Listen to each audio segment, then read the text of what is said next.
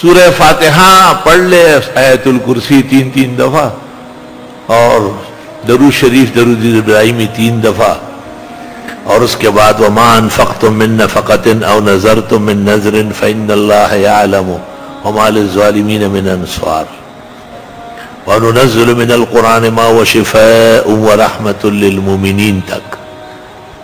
وَلَهُ مَا سَكَنَ فِي اللَّيْلِ وَالنَّهَارِ وَهُوَ السَّمِيعُ الْعَلِيمُ أَفَحَسِبْتُمْ أَنَّمَا خَلَقْنَاكُمْ أَخِير تک،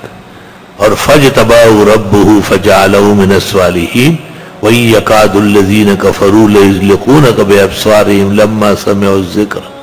وَيَقُولُونَ إِنَّهُ لَمَجْنُونٌ وَمَا هُوَ إِلَّا ذِكْرٌ لِلْعَالَمِينَ۔ صبح و شام 3 دفعہ دم کرے، بچوں کو بھی خیر ہو جائے گی۔ حصنتکم بالحی القیوم الذی لا يموت ابدا